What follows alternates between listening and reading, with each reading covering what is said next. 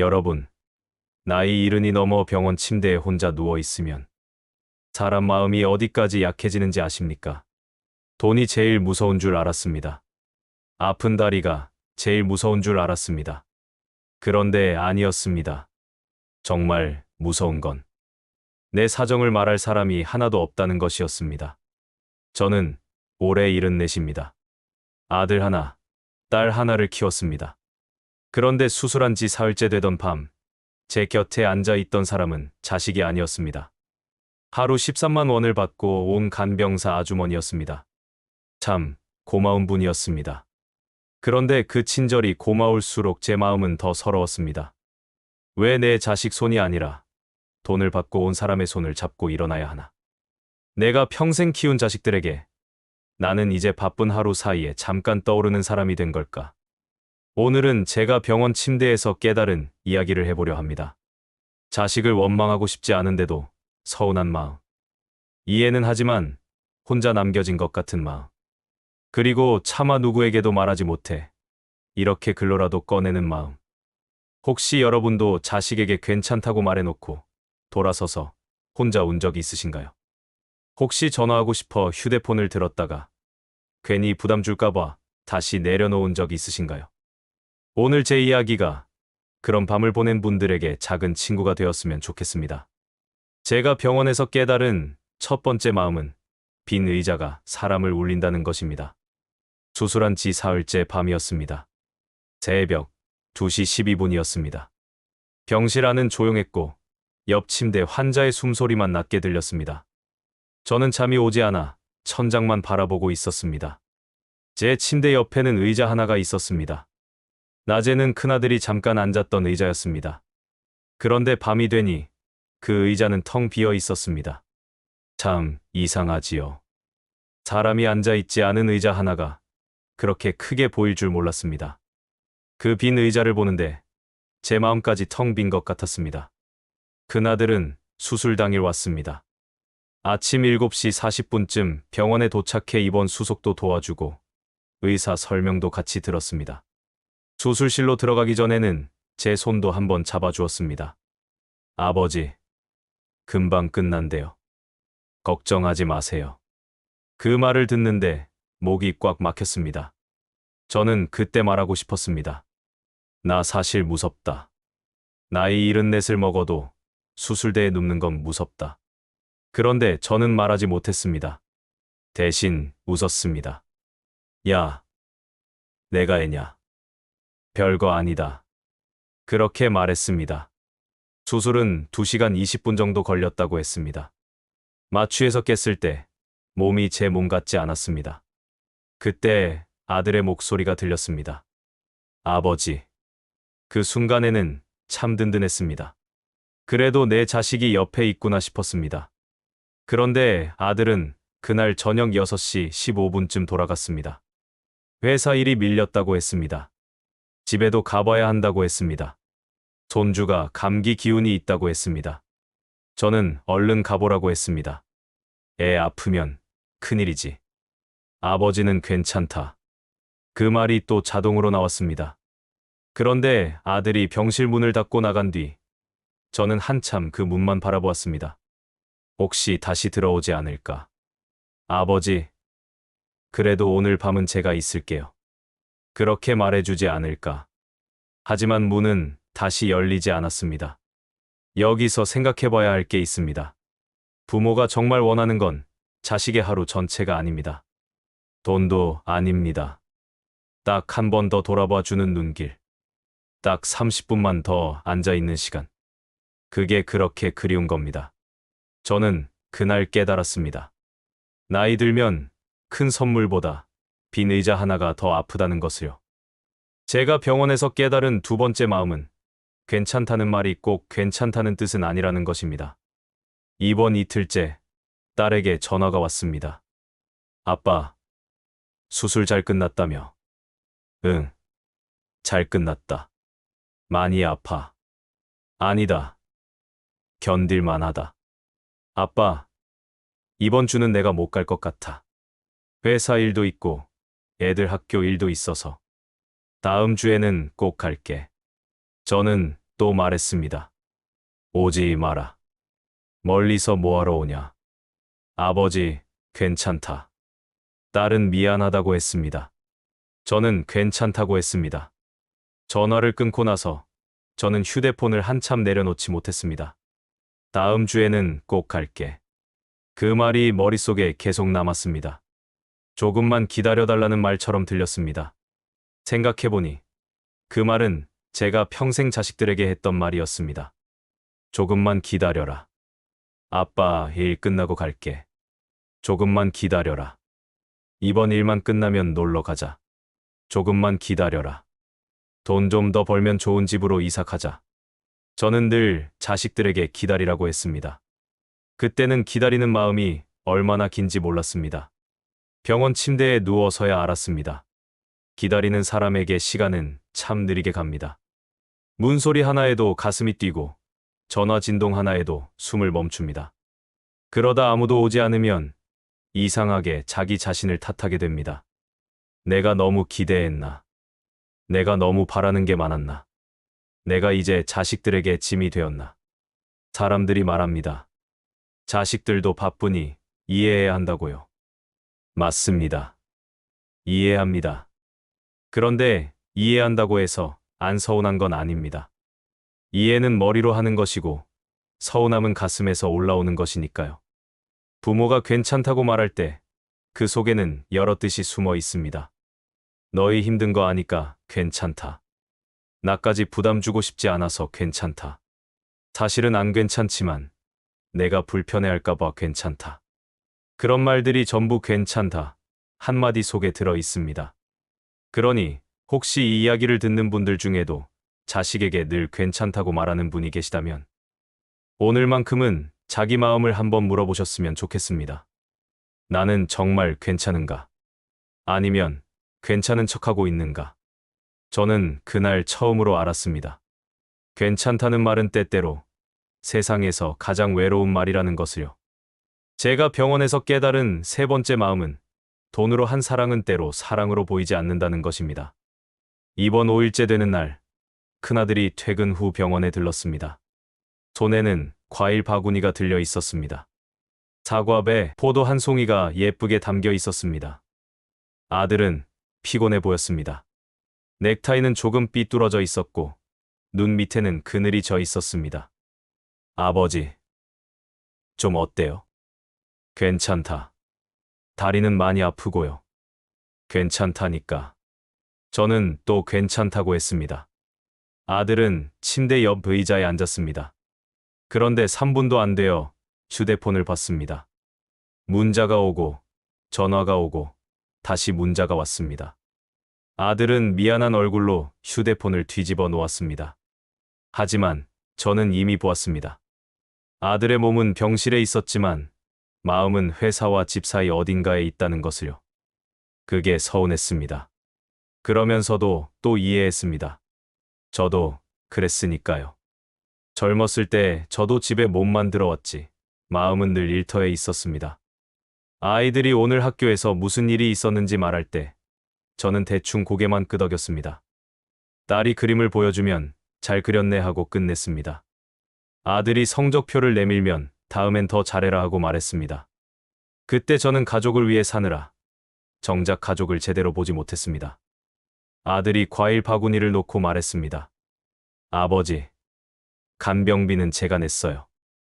걱정하지 마세요. 그 말을 들으니 고마웠습니다. 분명히 고마웠습니다. 하지만 이상하게도 마음 한가운데가 채워지지는 않았습니다. 제가 원한 건 간병비가 아니었습니다. 딱 30분이라도 제 손을 잡고 앉아 있는 시간이었습니다. 내가 괜찮지 않다는 걸 알아주는 눈빛이었습니다. 그런데 이 생각을 하다가 문득 제 젊은 날이 떠올랐습니다. 저도 자식들에게 늘 돈으로 말했습니다. 학비 냈다. 전세금 보탰다. 결혼할 때 3천만 원 도와줬다. 힘들 때 5천만 원 빌려줬다. 그러면 아버지 노릇은 한 거라고 생각했습니다. 하지만 아이들이 정말 원했던 건 어쩌면 돈만은 아니었을 겁니다. 운동회에 끝까지 앉아있는 아버지. 아플 때 병원에 같이 가주는 아버지. 졸업식 날 사진만 찍고 가는 게 아니라 밥 한 끼 같이 먹어주는 아버지. 그런 아버지를 원했을지도 모릅니다. 그때 저는 몰랐습니다. 돈 벌어오는 것도 사랑이지만 곁에 있어주는 것도 사랑이라는 것을요. 부모 입장에서는 억울합니다. 나는 놀고 먹은 것도 아니고 가족을 위해 일했는데 왜 서운하다고 하느냐. 그 말이 목구멍까지 올라옵니다. 하지만 자식 입장에서는 또 다를 수 있습니다. 아빠가 돈을 벌어온 건 알겠는데 나는 그때 아빠 얼굴이 필요했다고 말할 수 있습니다. 여기서 누가 완전히 잘못한 걸까요? 저는 아직도 잘 모르겠습니다. 다만 이것 하나는 알 것 같습니다. 사랑했는데도 사랑이 닿지 못하는 경우가 있다는 것을요. 제가 병원에서 깨달은 네 번째 마음은 자식도 나름대로 오래된 서운함을 품고 산다는 것입니다. 이번 9일째, 저는 처음으로 딸에게 화를 냈습니다. 그날은 재활 치료를 시작한 날이었습니다. 수술한 다리를 조금씩 움직여야 한다고 했습니다. 간병사 아주머니가 제 팔을 잡고 말했습니다. 천천히요. 한 걸음씩 가세요. 저는 이를 악물고 걸었습니다. 오른쪽 무릎이 찢어지는 것 같았습니다. 겨우 치료실 문 앞까지 갔을 때 옆 병실 할아버지가 아들 손을 잡고 걷고 있었습니다. 그 아들이 말했습니다. 아버지, 잘하고 있어요. 조금만 더 가요. 그 말을 듣는 순간 제 마음이 무너졌습니다. 나도 그 말을 듣고 싶었습니다. 나도 자식에게 잘하고 있다는 말을 듣고 싶었습니다. 그날 밤 딸에게 전화가 왔습니다. 아빠, 재활 시작했다며. 응. 많이 힘들어? 견딜만하다. 또 그 말이었습니다. 견딜만하다. 괜찮다. 아무렇지 않다. 그런데 그날은 저도 모르게 말이 튀어나왔습니다. 너는 아버지가 수술했는데 얼굴 한번 보러 오는 게 그렇게 힘드냐? 말하고 나서 바로 후회했습니다. 수화기 넘어가 조용해졌습니다. 딸도 한참 말을 하지 않았습니다. 그러다 딸이 조용히 말했습니다. 아빠, 나도 마음이 편한 건 아니야. 저는 그 말에 더 서운해졌습니다. 마음이 편하지 않으면 오면 되지. 그렇게 말하려는 순간 딸이 이어 말했습니다. 그런데 나도 어릴 때 아빠를 많이 기다렸어. 그 말에 저는 아무 말도 못했습니다. 딸의 목소리는 조금 떨리고 있었습니다. 아빠는 늘 바빴잖아. 내가 아플 때도 엄마가 병원 데려갔고, 운동회 때도 엄마만 왔고, 졸업식 때도 아빠는 사진만 찍고 바로 갔잖아. 나는 그게 아직도 기억나. 저는 가슴이 철렁했습니다. 지금 아픈 건 나인데, 지금 수술한 건 나인데, 지금 외로운 건 나인데, 왜 갑자기 수십 년 전 이야기를 꺼내나 싶었습니다. 속에서는 억울함이 치밀었습니다. 나는 너희를 위해 일했는데, 너희 학비 대려고 밤낮 없이 뛰었는데, 나는 아버지 노릇을 안 한 게 아닌데. 그런데 딸이 다시 말했습니다. 아빠가 우리를 위해 일한 거, 이제는 알아. 나도 애 키워보니까 알아. 돈 버는 게 얼마나 힘든지 알아. 그런데 어릴 때 나는 그걸 몰랐어. 그냥 아빠가 나한테 관심이 없는 줄 알았어. 그 말은 제 마음을 깊게 찔렀습니다. 관심이 없었다니. 제가 딸에게 관심이 없었다니. 저는 딸이 좋아하던 빵집 이름도 기억합니다. 딸이 중학교 때 갖고 싶어 하던 운동화도 기억합니다. 딸이 대학 등록금 고지서를 들고 미안하다고 하던 얼굴도 기억합니다. 저는 다 기억합니다. 다만 말하지 않았을 뿐입니다. 그런데 말하지 않은 사랑은 아이에게 사랑으로 닿지 않았던 모양입니다. 그날 전화를 끊고 저는 오래 천장만 봤습니다. 정말 억울했습니다. 내가 그렇게 산 세월은 다 뭐였나? 새벽 5시에 나가 밤 11시에 들어오던 그 많은 날들은 다 무엇이었나? 월급날 전에 돈이 모자라 점심을 굶고도 아이들 학원비부터 냈던 그 마음은 어디로 간 건가? 가족을 위해 살았는데 가족에게 상처를 준 사람이 되어버린 것 같았습니다. 그게 너무 억울했습니다. 그런데 시간이 지나자 딸의 말이 마음 한쪽에 남았습니다. 나도 어릴 때 아빠를 많이 기다렸어.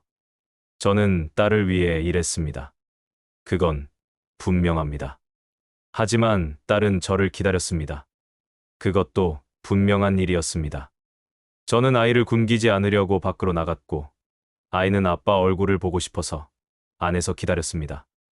우리는 서로 사랑했는데 서로 다른 곳을 보고 있었던 겁니다. 그 사실이 저를 더 아프게 했습니다. 제가 병원에서 깨달은 5번째 마음은 말할 사람이 없으면 마음이 더 아프다는 것입니다. 입원 14일째 딸이 병원에 왔습니다. 예고 없이 왔습니다. 손에는 귤 한 봉지가 들려 있었습니다. 아빠. 저는 뭐라고 해야 할지 몰랐습니다. 왔냐? 그 말밖에 나오지 않았습니다. 딸은 제 침대 옆에 앉아 귤을 깠습니다. 귤 껍질 냄새가 병실에 퍼졌습니다. 딸이 귤 한 조각을 제 손에 쥐어주었습니다. 손끝이 닿았습니다. 아주 짧은 순간이었는데 저는 그 손이 낯설고도 그리웠습니다. 딸이 말했습니다. 아빠, 그때 전화로 미안했어. 저는 말했습니다. 아니다. 내가 먼저 괜한 소리 했다. 우리는 한참 말이 없었습니다. 가족인데도 이렇게 어색할 수 있구나 싶었습니다. 딸은 2시간 있다가 갔습니다. 아이를 데리러 가야 한다고 했습니다. 예전 같았으면 저는 또 서운했을 겁니다. 겨우 왔는데 2시간 있다 가냐고 생각했을 겁니다. 그런데 그날은 조금 달랐습니다. 딸도 누군가의 엄마였습니다. 딸도 누군가를 기다리게 하면 안 되는 사람이었습니다. 그래도 서운함이 완전히 사라진 것은 아닙니다. 퇴원하고 집에 돌아온 지 오늘로 43일째입니다. 다리는 아직도 완전히 낫지 않았습니다. 냉장고에는 아들이 사다 놓은 반찬이 있습니다. 식탁 위에는 딸이 놓고 간 귤이 아직 3개 남아 있습니다. 대단한 효도는 아닙니다. 매일 와주는 것도 아닙니다. 제가 외롭지 않을 만큼 충분한 것도 아닙니다. 그런데도 저는 그 반찬과 귤을 한참 바라봅니다. 자식들의 사랑도 저처럼 서툰 모양입니다. 저는 돈으로 사랑을 말했고 자식들은 반찬과 귤로 미안함을 말합니다. 우리는 아직도 제대로 말하지 못합니다. 그래서 저는 오늘 이 글을 쓰고 있습니다. 제가 이 글을 쓰는 이유는 거창하지 않습니다. 제 사정을 말할 친구가 없어서입니다. 누구에게 말하고 싶어도 말할 사람이 없습니다. 이 나이에 내 속 이야기를 꺼내면 사람들은 처음에는 아이고 힘드시겠네요 하고 말합니다. 하지만 조금만 길어지면 표정이 달라집니다. 누구나 자기 삶이 바쁘니까요. 누구나 자기 짐 하나씩은 지고 사니까요. 저도 압니다. 남의 고민을 진심으로 들어주는 일이 얼마나 힘든지 압니다. 저도 남의 긴 하소연을 들으면 지칠 때가 있습니다. 처음에는 공감해주다가도 나중에는 내 마음까지 무거워질 때가 있습니다. 그러니 저도 제 이야기를 쉽게 꺼내지 못합니다. 내가 말하면 상대가 귀찮아하지 않을까? 내 이야기가 괜히 소문이 나지는 않을까? 어차피 다 이해하지도 못할 텐데 말해서 뭐하나? 그런 생각을 하다 보면 결국 아무 말도 못합니다. 그래서 이렇게 글을 씁니다. 말할 친구가 없어서 씁니다. 내 사정을 누군가에게 털어놓고 싶어서 씁니다. 자식에게는 차마 못하고 이웃에게는 창피해서 못하고 친구에게는 부담 줄까봐 못하는 말을 이렇게라도 꺼내고 싶어서 씁니다. 오늘 제가 드리고 싶은 말은 하나입니다. 괜찮다고 말한 부모의 마음속에는 사실 괜찮지 않은 밤들이 너무 많이 쌓여 있습니다. 자식들도 이유가 있습니다. 그들도 바쁘고 힘들고 자기 삶을 버티고 있습니다. 저도 압니다. 하지만 이유가 있다고 해서 부모의 서운함이 사라지는 것은 아닙니다. 그들도 아팠고 저도 아팠습니다. 그들도 외로웠고 저도 외로웠습니다. 그들도 말하지 못했고 저도 말하지 못했습니다. 가족이란 게 참 그렇습니다. 가장 가까운 사람들끼리 가장 중요한 말을 못하고 삽니다. 사랑한다는 말 대신 밥 먹었냐고 묻고, 보고 싶다는 말 대신 바쁘지 않냐고 묻고, 서운하다는 말 대신 괜찮다고 말합니다. 그러다 어느 날 병원 침대에 누워서야 알게 됩니다.